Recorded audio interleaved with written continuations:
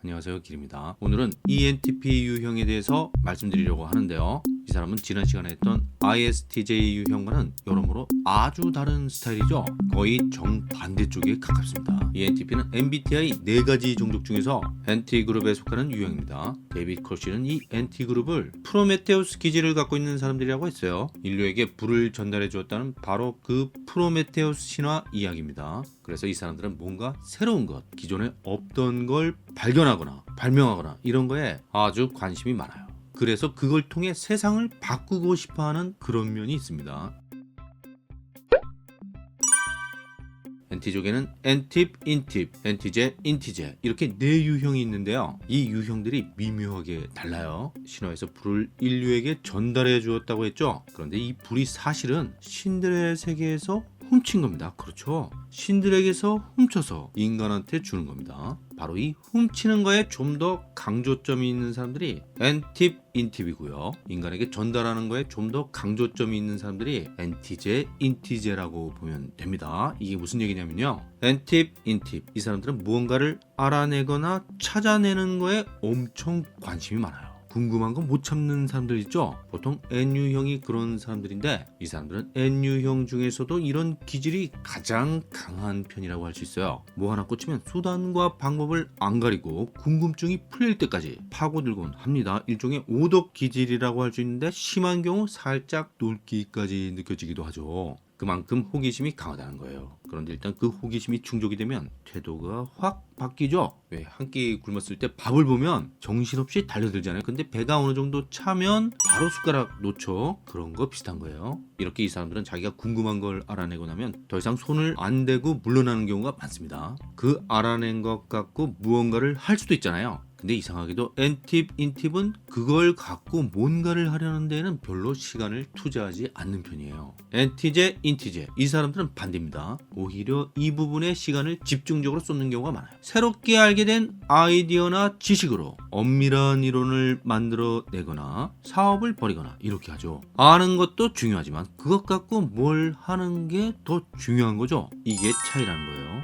그래서 NTIP, INTIP 이 사람들은 어렵게 무언가를 알아내거나 찾아내고 나서도 그걸 그냥 흘려보내곤 합니다. 어떻게 보면 좀 아까운 거죠. 그걸 알아내기 위해서 그만큼 시간과 노력이 들어갔을 텐데 근데 이 사람들이 이렇게 하는 이유가 뭐냐면요. 다른 궁금한 게 생겨서 그런 경우가 많아요. 그걸 또 쫓아가다 보니까 기존에 알게 된 걸 챙길 여유가 없는 거죠. 알아낸 걸 다지고 정리해서 쓸만한 걸로 만들어야 하는데 그런 데에는 별 관심이 없다는 거예요. 일단 알고 나면 그걸로 끝인 경우가 많다는 겁니다. 자, 제가 지금 말씀드린 거에 ENTP, NTIP 유형의 강점과 약점이 다 있는 거예요. 물론 INTIP도 비슷하고요. 그리고 ENTP는 칼융의 심리 유형으로 구분하면 외향적 직관형이 되는데요. 외향적 직관형인 사람이 하나 더 있죠. 바로 ENFP입니다. 이 두 유형이 융의 심리 유형에서는 같은 유형이 되는 거예요. 확실히 NTIP은 NFP와 닮은 점이 있습니다. 둘 다 부침성이 있는 편이고요. 유머 감각이 있는 사람도 많고 4차원 느낌도 좀 있고 그렇죠. 보통 NTIP은 경쾌한 느낌이 있고 NFP는 아주 발랄해 보이곤 합니다. 관종기는 확실히 NFP 쪽이 더 많다고 봐야죠. 하지만 역시 ENTP와 가장 닮은 유형은 INTP가 아닐까 합니다. 물론 사람마다 다르겠지만 대체로 그렇다고 봐요. NT 특유의 드라이함과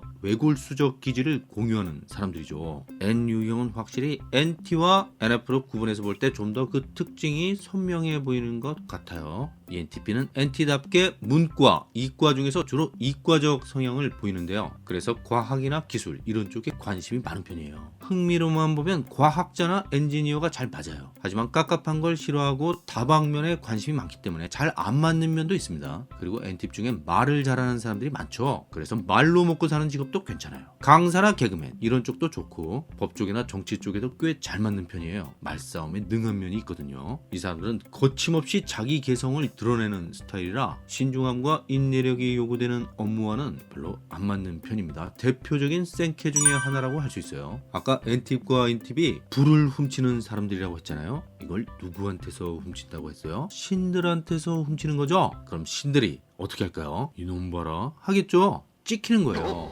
여기서 NTP 찍힐 가능성이 더 큽니다. 똑같이 신들한테 맞서더라도 인팁은 내향적이라서 그게 잘 드러나지 않는데 반해 N팁은 외향적이라 그게 드러나거든요. 말하자면 자기 윗사람이나 혹은 기존의 질서에 대해서 대놓고 맞짱 뜬다는 얘기입니다. 찍히든 말든 개의치 않는다는 거예요. 할 말은 한다는 겁니다. 특히 사회 경험이 적거나 인생의 쓴맛을 아직 못 본 N팁 중에 이런 당당한 스타일을 고수하는 사람이 많죠. 근데 세월이 좀 지나면 정체성이 변화가 오기도 합니다. 찍힌 상태에서 한 10년 살고 나서 MBTI 테스트를 다시 해봤더니 웬걸 INTP 유형이 나오거나 ENTJ 유형이 나오거나 이렇게 됐다는 거예요. 더 이상 ENTP가 아니라는 거죠. 이런 사람들 의외로 많습니다. 특히 대한민국 사회에서 ENTP로 산다는 건 참 쉽지 않은 일이라고 봐요. 세상이 많이 바뀌었다고 하지만 여전히 그런 면이 있다고 봅니다. 왜냐하면 ENTP 기질 자체가 체제 순응적이지 않거든요. 체제에 저항하거나 체제와 대립하거나 심지어 체제를 전복하려는 그런 기질이 있어요. 한마디로 체제를 바꾸려고 하는 사람들이라는 거죠. 여기서 체제, 시스템이라는 건 국가나 사회가 될 수도 있지만 그것보다는 회사나 관공서 같은 조직을 말하는 거예요. 물론 회사 중엔 모토가 오직 혁신 뭐 이런 거라서 끝없이 변화하려는 문화를 갖고 있는 데도 있어요. 이런 회사라면 아주 좋습니다. N팁과 잘 맞아요. 하지만 이런 데는 확실히 드물죠. 게다가 말단 직원이라면 대부분의 경우 그런 태도로 일하기가 쉽지 않은 게 현실입니다. 아니 어떤 상사가 얼마 되지도 않는 신입이 우리 회사는 이런 게 저런 게 문제네요. 이걸 이렇게 바꾸고 저걸 저렇게 바꾸면 어떨까요? 이런 말 하는 걸 좋아하겠어요. 그냥 시키는 일, 주어진 일이나 똑바로 해라.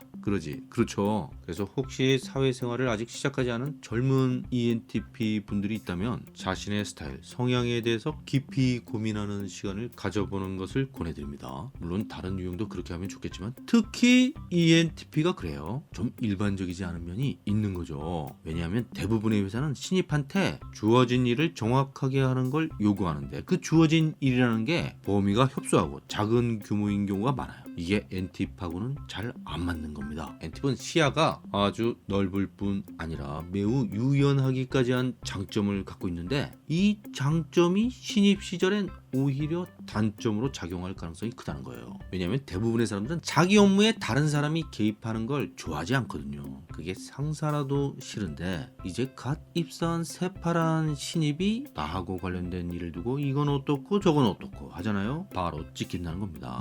근데 사실 N팁 얘기가 맞을 수도 있어요. 아니 아주 정확하게 본 것일 수도 있습니다. 하지만 그게 중요한 게 아닙니다. 맞고 안 맞고가 중요한 게 아니에요. N팁 본인은 그게 중요하겠죠. 하지만 다른 사람들의 눈에는 그것보다는 다른 게 훨씬 더 중요한 경우가 많습니다. 이걸 이해하기가 매우 어려울 수 있어요. 아니 내가 한 말은 회사를 위해서 한 말인데 그렇게 하면 더 좋을 것 같다고 생각해서 진짜 중심으로 낸 제안인데 왜 그게 기분 나쁘다는 거지? 이러는 거죠. 이건 진심일 수 있어요. 본인 출세하려고 그런 게 아니라 내 업무 좀 편하게 하려고 잔머리 굴리는 게 아니라 정말 회사가 잘 됐으면 하는 순수한 마음에서 한 거란 얘기입니다. 그리고 그게 보이니까 자기한테 자꾸 그런 게 보이니까 그래서 한 제안이라는 겁니다. 근데 N팁이 놓치는 게 있습니다. 그게 뭘까요? 이 사람들은 크게 돌아가는 것들은 눈에 아주 잘 들어오는데 미세한 것들은 잘 안 들어와요. N 유형들이 대부분 그렇지만 특히 ENTP가 그런 편입니다. 원래 그런 사람인데다가 그걸 잘 숨기지도 못해요.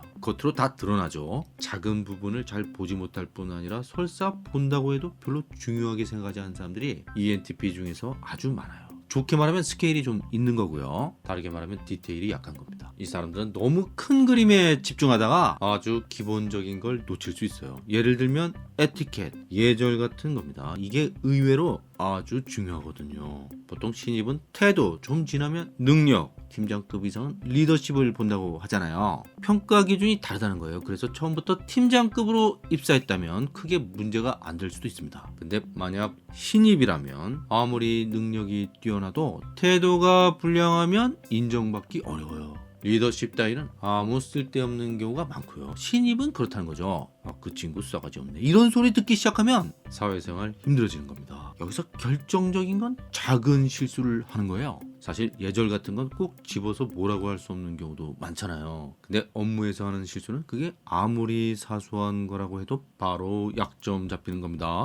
평상시 엔팁의 태도에 대해서 막연한 불쾌감을 느낀 사람들이 옳다구나 하는 거죠. 정리하자면 엔팁은 관심 자체가 자기도 모르게 큰 그림 쪽으로 계속 가다 보니까 주어진 업무는 상대적으로 소홀하기 쉽고 그러면서도 엉뚱하게 타인의 영역을 터치하게 되는 경우가 많기 때문에 쓸데없이 적을 만들면서 약점은 약점대로 노출시킨다는 겁니다. 그래서 신입 때 고생하는 경우가 많아요. 물론 이걸 잘 극복하고 조직 내의 위치가 중간 이상으로 오르면 ENTP의 장점이 뚜렷하게 드러나게 합니다. 사실 NTP의 기질이 약점이라고 했지만 이게 강점이 될 수도 있거든요. 상황에 따라서 그렇게 될 수도 있다는 거예요. 큰 그림을 그리면서 타인이 하는 일에 관여하는 것 자체가 자기 업무인 사람도 있거든요. 이런 일에 오히려 흥미를 느끼거나 뛰어난 성과를 낼 수 있는 사람들이 ENTP예요. 가능하면 처음부터 이런 업무를 맡게 되면 좋을 텐데 그게 쉽지가 않죠. 자, 오늘은 여기까지고요. 다음 시간엔 대표적인 인싸 유형이죠. ESFP, FP에 대해서 말씀드릴게요. 구독과 좋아요 부탁드리고요. 의견이나 질문 있으시면 댓글로 남겨주세요. 감사합니다.